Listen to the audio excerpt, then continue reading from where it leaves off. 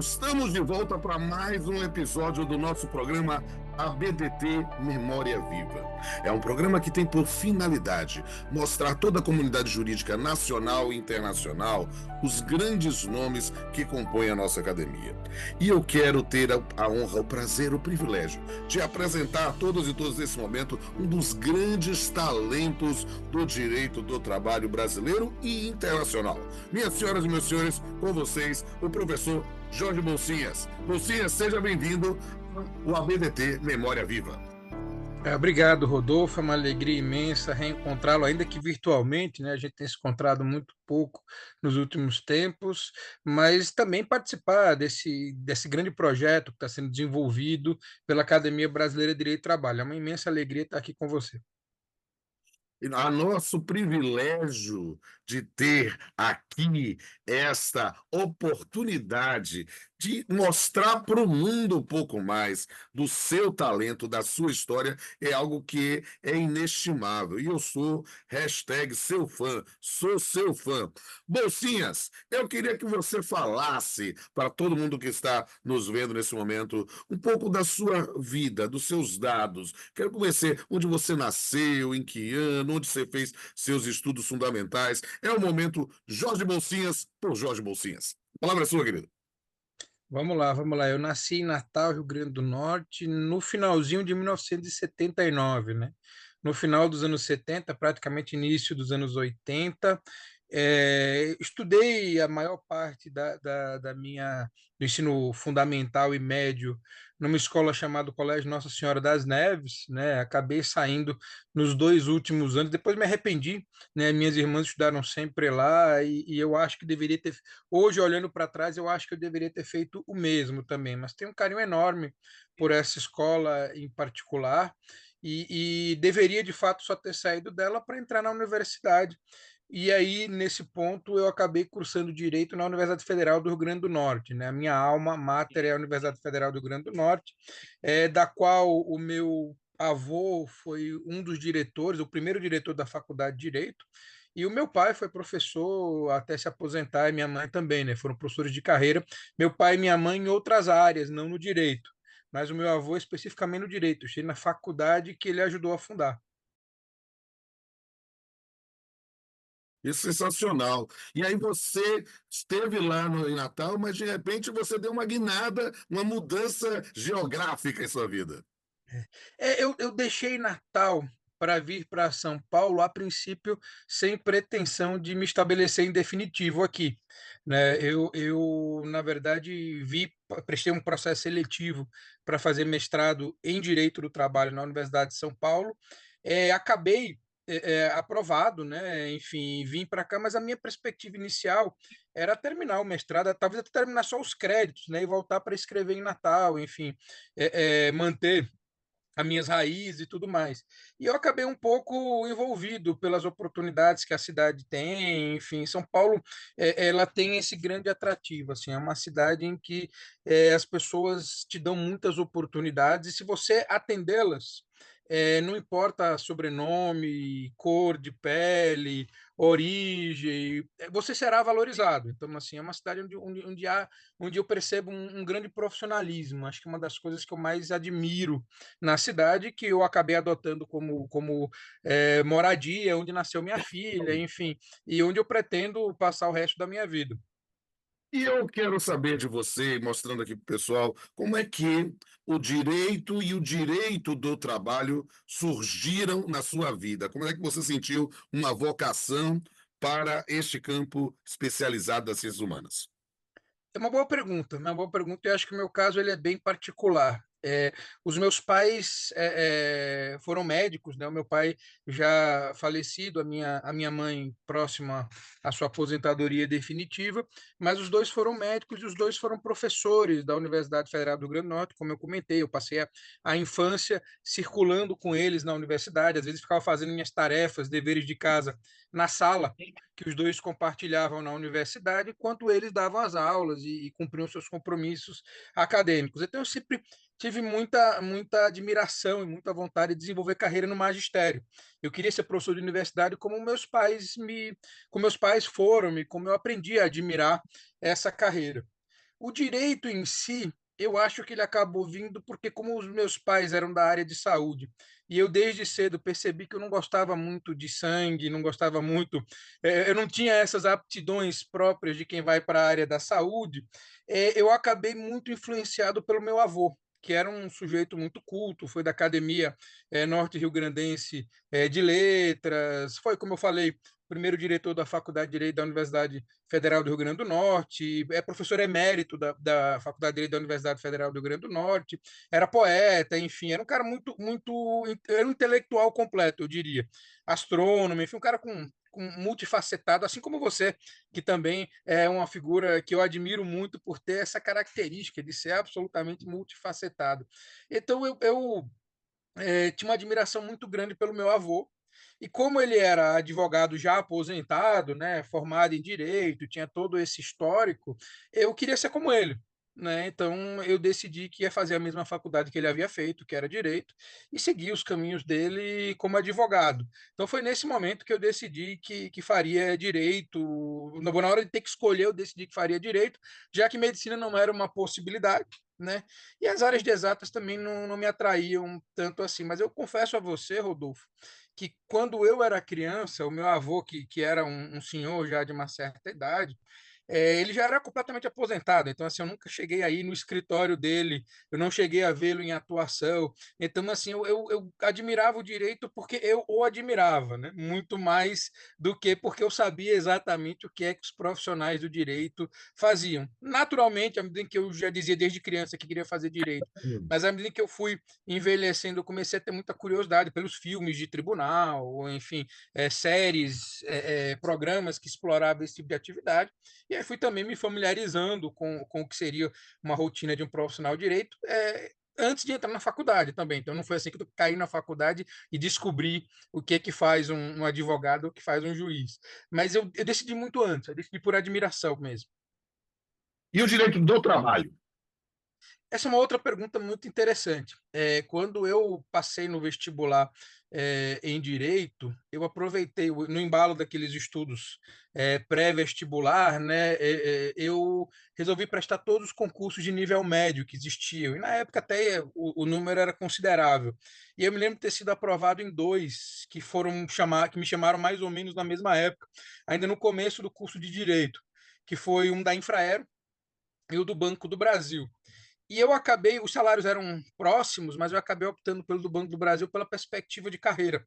E para mim foi uma grandíssima escola. Grandíssima escola. Eu tive uma experiência que trago com muito carinho e com muita lembrança, uma série de momentos marcantes da minha vida. Foram as primeiras vezes que eu tive experiência em função de liderança, assumindo responsabilidades, comandando pequenas equipes. Então, assim, achei realmente uma experiência riquíssima.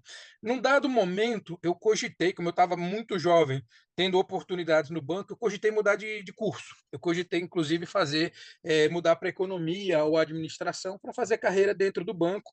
Nessa época, eu já gostava muito de estudar línguas, então tinham me vendido uma ideia que depois eu percebi que era bem difícil, de que o Banco do Brasil permitiria você se expatriar e gerir agências em outros países, onde o banco tinha sede. Então, eu comecei a alimentar isso como sonho e como projeto de vida e mantive isso por algum tempo. Só que na hora que eu quis mudar de curso, a minha mãe, muito sabiamente, né, ela me segurou pela mão e falou: Meu filho, então faz o seguinte, você já está nessa época, acho que estava do segundo para o terceiro ano da faculdade, então termine o curso.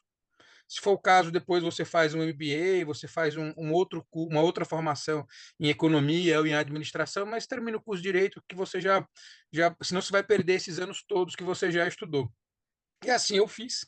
E nesse momento eu tive contato com três pessoas que foram muito marcantes assim na minha formação e que me influenciaram a escolher o direito do trabalho, né? A desembargadora Maria do Socorro Perpétuo Vanderlei de Castro, que era professora da universidade na época, ela dava aula de contratos, mas era uma figura que todos admirávamos muito. Né? O nosso confrade, professor Bento Herculano Duarte Neto, que também era uma figura absolutamente admirável, tinha uma projeção nacional, organizava congressos formidáveis, fantásticos, era um excelente professor. O procurador do trabalho, Xisto Tiago, Medeiros Neto, que também era uma figura absolutamente admirável. E aí eu comecei a ver que o direito do trabalho ele tinha algumas questões que batiam muito com o que sempre foram meus valores, né? Uma inquietação com a questão social, um certo incômodo com a desigualdade de renda, na distribuição de renda e coisas do gênero. Então, eu comecei a gostar da disciplina como aluno, mas eu confesso a você, Rodolfo, que eu gostava de quase todas. Mas eu acho que esse momento me ajudou a perceber que eu queria mesmo seguir o direito e não especificamente mudar de carreira para fazer carreira no banco.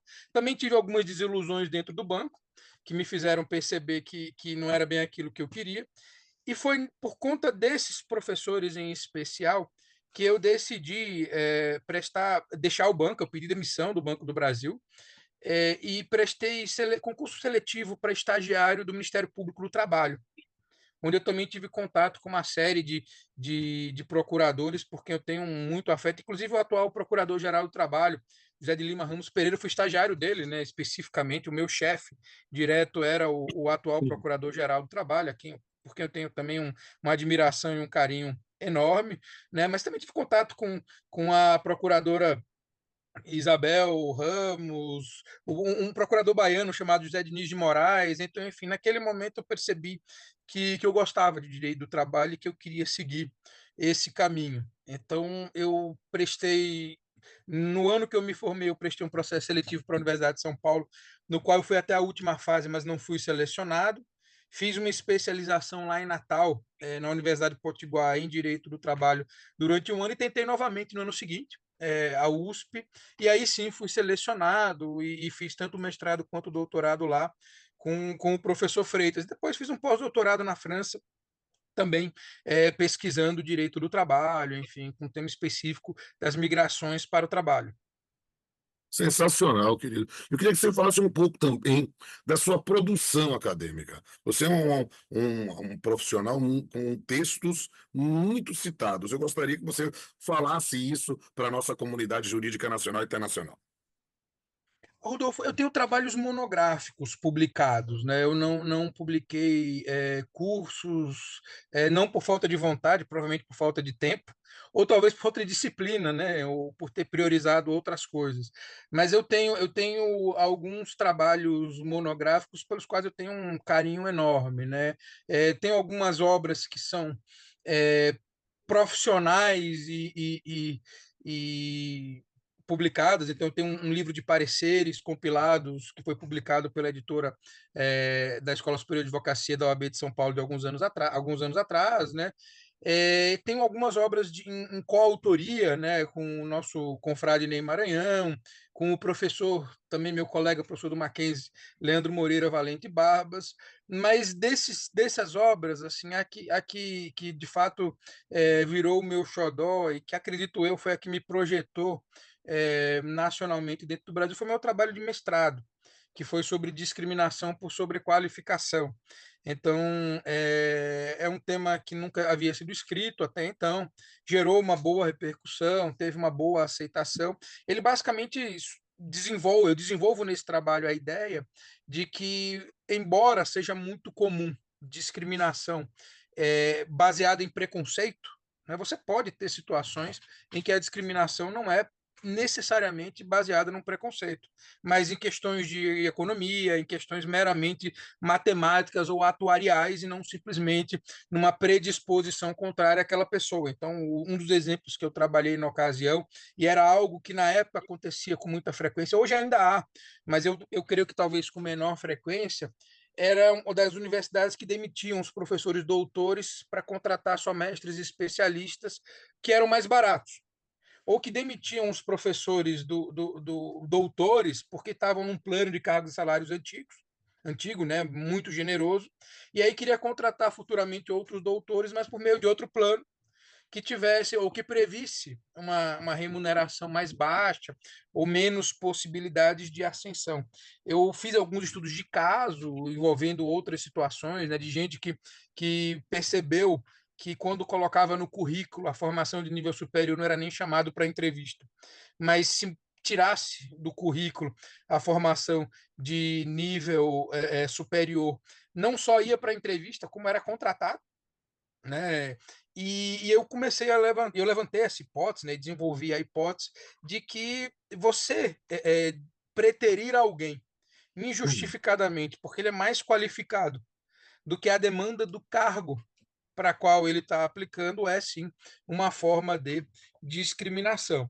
É uma outra obra que eu tenho muito carinho, muito afeto, é o meu livro sobre greve, né, Direito de Greve e Democracia, que é uma releitura da greve. Ele já tem mais de 10 anos também, mas foi uma obra que me demandou algumas pesquisas fora do país, uma série de provocações e divagações sobre esse direito que é tão importante, né? Aliás, alguns autores, né? O Oscar Hermida Uriarte, por exemplo, tem uma frase que eu acho célebre, que ele diz o seguinte, que você mede o nível de democracia de um país pelo nível de tolerância que esse país tiver aos sindicatos e ao direito de greve. Então, quanto mais democrático o país, mais tolerante serão os governos estabelecidos às manifestações é, dos movimentos de trabalhadores e aos movimentos paredistas, às greves. Esse livro, curiosamente, ele acabou publicado pela editora LTR com o título de Greve e Democracia, né? De Greve e Democracia, que vai Verdade. bem dentro dessa premissa que eu acho interessante. E, além disso, eu tenho mais de participação em mais de 100 livros, né, que são obras de autoria coletiva, e eu preciso até atualizar o currículo Lattes, mas, assim, ao todo, são mais de 100 capítulos de livro publicado em obras de autoria coletiva, mais de 100 artigos publicados em periódicos jurídicos, nacionais e internacionais, também muitas publicações em outras línguas também. E eu queria agora que você falasse da sua ascensão à Academia Brasileira de Trabalho. Quando eu confundo, você teve os seus primeiros contatos com a academia e quando você sentiu tentado a postular uma vaga. Bom, eu comecei a admirar a Academia Brasileira de Trabalho à distância, bem à distância, a partir dos artigos que eu lia, né? Eu comecei na faculdade, quando eu percebi que o direito do trabalho seria o meu caminho e virei estagiário da Procuradoria Regional do Trabalho da 21ª Região, eu passei a ler regularmente a revista LTR, né, que tinha a procuradoria assinava, eu podia pegar para ler em casa, então eu comecei a ler a LTR como uma forma de especialização mesmo, assim, de me especializar naquele tema que àquela altura eu já havia escolhido, e eu percebia que alguns dos textos que me interessavam muito, inclusive textos seus e de tantos outros confrades nossos, os autores assinavam como membros da Academia Brasileira de Direito do Trabalho. E aí eu passei a perceber que existia um ente que congregava notáveis do direito do trabalho e que se tornou para mim, desde aquele momento, uma grande referência, né? Mais ou menos nessa mesma época também, o meu professor Bento Herculano, nosso confrade, ingressou na academia. Tá? Ele até quando falar vai poder explicar melhor todos os meandros e os detalhes que eu confesso que eu já não me lembro mais, mas me lembro que foi mais ou menos nessa época que ele ingressou. E depois quando eu vim para cá, para São Paulo, eu tive também uma oportunidade muito boa, um privilégio até, de trabalhar por 2 anos no escritório de um confrade nosso, Estevão Malê, e que também tinha, àquela altura, uma participação muito destacada nos congressos da academia, nos eventos da academia, e eu frequentava os congressos, na época, a academia. Desculpa, não eram ainda os congressos da academia, eram os congressos da LTR, onde haviam as assembleias, onde havia as assembleias da academia, né? E aí eu eventualmente o acompanhei ou estive lá para prestigiá-lo e via toda aquela movimentação e aquilo passou a me admirar bastante. Quando eu estava no doutorado, né, coincidiu com a presidência do professor Nelson Manrich, que era meu professor, né, com quem eu tinha uma ótima, e tenho até hoje uma ótima relação, eu tenho um carinho enorme pelo professor Manrich, e ele começou a organizar os congressos internacionais da academia, dos quais eu fui um participante ativo como auditório, né, como espectador. né? E fui percebendo, e foi crescendo a minha admiração a partir da qualidade dos eventos, da qualidade das publicações, e inclusive um dado muito interessante, né? Até para lembrar de duas passagens em que nós estivemos juntos fora do Brasil, né?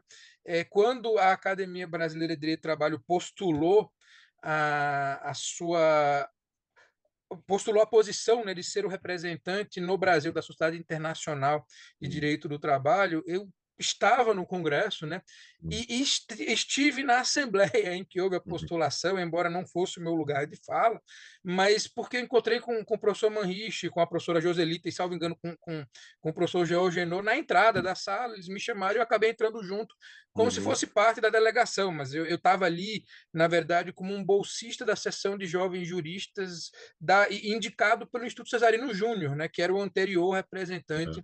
do Brasil na sociedade internacional. Eu Então, era o vice-presidente de Marriche nessa época, eu estava ligado, porque isso, toda essa transição, né, foi é, preparada por Marriche, mas eu é que assumi quando assumi a presidência. exatamente, eu ia comentar exatamente isso. Você esteve também no congresso lá de Guayaquil, nós Uhum, estivemos juntos. Eu só não me recordo se você estava nessa assembleia já, sim, ou se chegou um pouco depois, mas eu me lembro dos nossos encontros durante o congresso em Guayaquil, e, sobretudo, essa referência eu queria fazer, né? No ano seguinte, né, em 2014, sim, estivemos juntos em Dublin, né, quando isso. a academia foi oficializada como a representação brasileira, né? A postulação foi em 2013, em 2014 houve a formalização e você estava lá como presidente, o professor Manrique também estava lá, como ex-presidente, na ocasião, presidente honorário, né? Mas eu me lembro da sua participação destacada nesse momento, e em toda essa movimentação. Eu me lembro dos livros que foram levados para o comitê, para mostrar como a produção da academia era relevante, os folders dos congressos, enfim, tudo isso. E eu fui percebendo, né, naturalmente acompanhando como espectador todas essas ações, que a academia era uma entidade é, muito representativa do direito do trabalho no Brasil, uma entidade muito séria, uma entidade muito envolvida e muito determinada, né, a ditar os meandros aí, tem uma participação muito ativa nos debates sobre o direito do trabalho no Brasil e com um reconhecimento fora do Brasil muito significativo. E nesse momento mesmo, no Congresso de Guayaquil, alguns amigos queridos chegaram a sugerir que eu apresentasse candidaturas, e eu por insegurança mesmo, preferi esperar um pouco mais, né? E quando foi em 2016 eu me senti encorajado a apresentar uma candidatura para a Academia Brasileira de Direito do Trabalho. Na ocasião, eu fui muito encorajado porque tinham duas cadeiras abertas e o preenchimento estava sendo feito de dois em dois, e duas cadeiras que tinham abrido e fechado, sem porque por falta de disputa, né? Existe uma regra estatutária na Academia Brasileira de Trabalho que ninguém é eleito por aclamação. Tem Exato. que haver com disputa, tem que haver uma eleição, tem que haver pelo menos alguém pleiteando a mesma vaga, pelo menos mais uma pessoa.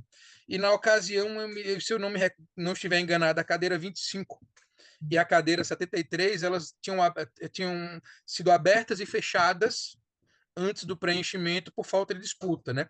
Uma, ninguém quis disputar com a confreira Sônia Mascaro a cadeira do seu pai, né, que era a cadeira 25, e ninguém quis disputar também a cadeira com o professor Vilatore, porque ele tinha tido uma votação muito expressiva na disputa anterior com o nosso confrade Zé Soares, exatamente porque, enfim, tinha uma trajetória já muito bem reconhecida naquele momento. E aí como eu conhecia e tinha uma ótima relação com o Vilator, eu entrei em contato com ele para comunicar que eu iria disputar com ele, e que isso o ajudaria até, né, enfim, a fazer a fila andar. Ele recebeu de uma forma muito positiva essa possibilidade, e nos auspícios do período de inscrição, né, o nosso confrade Jorge Genot também me pediu para tentar ajudar a outra cadeira a andar, né, a se me candidatar também na 25, exatamente porque ninguém queria disputar com a confreira Sônia Mascaro a cadeira que seria do pai dela. Eu conversei com ela, ela claramente não se opunha e sentia que eu a ajudaria se fizesse isso, e eu acabei disputando as 2 cadeiras. Eu acho que foi a única vez que isso aconteceu na história da academia, e foi por essa particularidade, efetivamente, de que as 2 cadeiras estavam sem disputa, ninguém queria disputar com esses 2 grandes nomes do direito do trabalho. E eu tive uma votação muito expressiva, até foi uma situação muito interessante da minha trajetória, da minha vida, porque eu, quando a cadeira, o que seria o período eleitoral, eu tinha uma viagem longa para os Estados Unidos para fins acadêmicos. Eu ia levar um grupo de alunos da FGV e fazer algumas pesquisas por lá, e ficaria nos Estados Unidos um período relativamente longo. Então, a forma que eu encontrei de fazer a minha campanha foi pegar alguns dos livros que eu tinha publicado e que eu ainda tinha exemplares. Alguns eu tive que adquirir, né, com aquele preço, com desconto de autor, fazer uma carta para cada acadêmico, personalizada, assim, até para mostrar que eu de fato conhecia o trabalho de todos e admirava a todos, e mandar um livro com dedicatória para todos os acadêmicos, sem exceção, que me ajudou muito nesse processo e foi um entusiasta da minha candidatura, foi o professor Manrich, né? Foi ele, inclusive, quem compartilhou comigo os contatos dos acadêmicos para que eu pudesse fazer isso. E além dessa questão da oportunidade, que eu tinha uma viagem próxima que me impediria de fazer as ligações de praxe, as visitas tradicionais, eu te confesso que eu também tenho um lado um pouco introspectivo, que não me permite, não me faria um candidato forte nesse tipo de abordagem, de ligar, de pedir voto, de fazer visitas. Então, as cartas para mim funcionaram maravilhosamente bem. E eu tive umas surpresas muito agradáveis, né? Uma delas foi que quando eu mandei para todos, né, os livros e a carta, e naquele contato diário que eu acabava tendo com o pessoal do meu escritório para poder saber o que estava acontecendo enquanto eu estava fora, um dia uma das moças que trabalhava comigo à época disse: o ministro Marco Aurélio ligou aqui. Né? Eu falei, mas o ministro Marco Aurélio Melo ligou dizendo que havia recebido os livros, que eu mandei inclusive para o endereço do Supremo Tribunal Federal, se eu não estiver enganado, né? Que era o que constava, né, nesse material que eu recebi. Ligou e confirmou o voto no senhor e tal, então eu fiquei felicíssimo, assim, absolutamente é, é, é, inebriado de felicidade com aquela situação. E eu não fui eleito, né? Eu tive uma disputa bem interessante, bem apertada com o Vila. Eu acho que eu perdi de 37 a 35 votos. Na outra cadeira que eu disputei também com a Sônia, eu perdi de 49 a 20, mas eu achei a votação expressiva até, porque Expressiva, muito é, é, expressiva. eu estava disputando com a cadeira do professor Amaury Mascaro Nascimento, essa grande referência, com a filha dele. Então, esses 20 votos, para mim, representaram muito, efetivamente, e acho que eu já me tornei um candidato forte para uma próxima vaga que surgisse, e coincidentemente a vaga seguinte que surgiu foi a cadeira 21, que era de também um profissional daqui de São Paulo, estabelecido aqui em São Paulo, que era o nosso editor eterno, né, Armando Casimiro Costa, né, o Armandão, né, já que nós todos conhecemos o filho dele depois como Armandinho, né, mas o doutor Armando, foi a cadeira dele exatamente quem vagou, e eu tinha uma relação muito estreita com a revista LTR, com a editora LTR, que depois se estreitou ainda mais, né, hoje eu sou o coordenador científico junto com a minha esposa, Lorena Colnago. Então, para mim foi não poderia ter convergido de forma melhor, sabe, Rodolfo? Eu acho que eu me senti muito feliz por suceder o doutor Armando, né? Me senti absolutamente Inesquecível, lisonjeado Armando. Esquecível, e me, doutor me Armandão. senti abraçado pela família, né? Na época, o Armandinho ainda era vivo, me acolheu muito afetuosamente. A Beatriz, né, que hoje comanda a LTR, a neta do doutor Armando, também recebeu com muito entusiasmo. O seu irmão, o Manuel Casimiro Costa, enfim, a, as outras netas do doutor Armando, todas foram muito gentis, inclusive compareceram na minha solenidade de posse na academia, que se deu no dia 31 de maio de 2017. E numa demonstração até que de como a academia ela é uma grande família e a relação entre todos é muito afetuosa, né? Quem me procurou na época para tomar posse junto comigo no evento que eu estava organizando aqui, que tradicionalmente a academia nos pede para organizar nós, os novos ingressantes, um grande evento, então aos colóquios tradicionais, e eu na ocasião optei com a autorização do Dr. Valdir Florindo, que era o então presidente, desembargador Valdir Florindo, eu organizei um congresso. Eu preferi organizar um congresso inteiro, do qual você participou e tantos confrades puderam participar. E a minha ideia de organizar um congresso era mais que tudo a de tentar chamar e contemplar o máximo possível de pessoas que tinham me ajudado. E como muitos tinham me ajudado, né, não daria para ser num evento de um dia, ou precisaria ser um evento um pouco maior. Daí a ideia de fazer um congresso, foi o primeiro congresso da ASP, esse congresso depois se repetiu por outros anos, homenageando. Esse primeiro foi para posse, né? Os outros foram para render homenagens a pessoas destacadas da nossa área. Mas, sabendo do congresso, o professor Vilatori me procurou para perguntar se poderia tomar posse junto comigo, né? E ele havia sido o Uhum. acadêmico vencedor, né?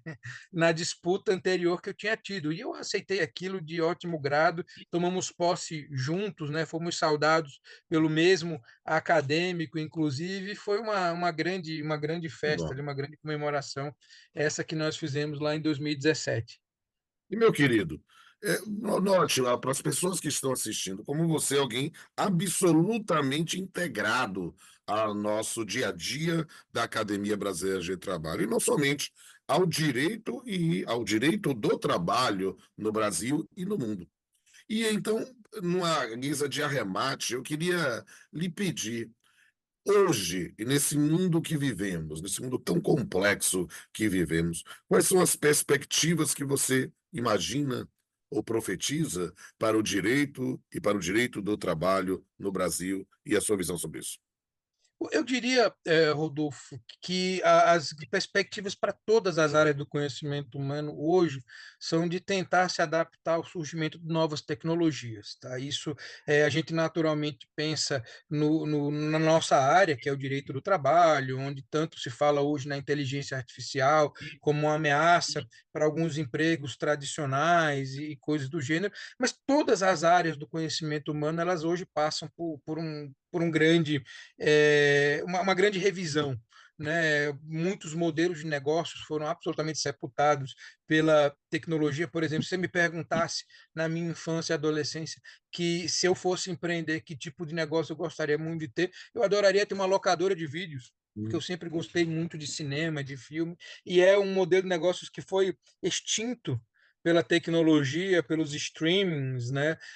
Pensem também nas antigas, na Kodak, né? Que é um exemplo sempre muito lembrado, e que tanto investiu na manufatura, né, de filmes para máquinas que hoje não existe mais nem os filmes, nem a marca, né, nem a empresa, Kodak. Então, assim, todas as áreas do conhecimento passam por muitas transformações. Na medicina não é diferente, na engenharia, em todas as áreas. E com o direito não é diferente. A gente hoje discute muito o alcance da inteligência artificial para ajudar, ou quiçá, diriam alguns, substituir uma série de profissionais que se dedicam ao direito. Então, eu acho que os desafios do direito do trabalho e de todas as áreas do conhecimento hoje são conseguir que os avanços tecnológicos venham para melhorar as condições de vida, tá?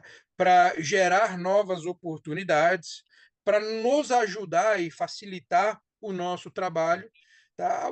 Mas não para simplesmente nos tornar obsoletos ou nos substituir. Então, a gente precisa trabalhar em todas as frentes com essa perspectiva de que a tecnologia ela sempre tem que ser incorporada nas diversas áreas do conhecimento para potencializá-la e não para torná-la obsoleta, substituível, descartável.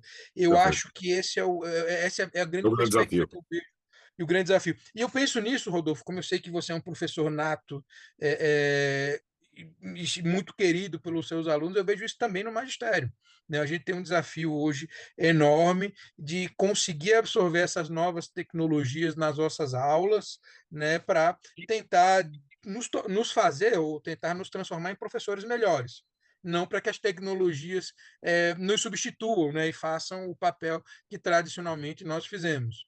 Beleza, sensacional. Meus amigos e minhas amigas, vocês tiveram hoje não um relato biográfico, mas um testemunho vivo de uma vida dedicada, uma vida ainda jovem, mas dedicada ao direito do trabalho. E, mocinhas, você sabe da minha profunda admiração pessoal, intelectual, profissional a ti. Eu quero dizer que foi uma honra, um prazer, um privilégio poder fazer essa entrevista, e por isso eu dou a palavra agora só para suas considerações finais. Adolfo, eu quero só elogiar aí a sua iniciativa, o seu trabalho, o trabalho do confrade Alencar, do Bernard, que também estão envolvidos no registro desse nosso bate-papo aqui, em pleno domingo, e dizer como é importante esse tipo de iniciativa para perpetuar e eternizar a participação da Academia Brasileira de Direito do Trabalho, né? Nesses anos que eu faço parte da academia, você há muito mais tempo do que eu, o Alencar também, mas assim, já nesses anos que eu faço parte da academia, nós tivemos muita baixa, muitos amigos, confrades, colegas, professores queridos que nos deixaram sempre com muita saudade. E esse tipo de iniciativa de vocês é importante para eternizá-los, né? A ideia da academia é um pouco isso, né? Não permitir que o registro desses que contribuíram para o desenvolvimento da nossa ciência, da nossa área de conhecimento, sejam esquecidos.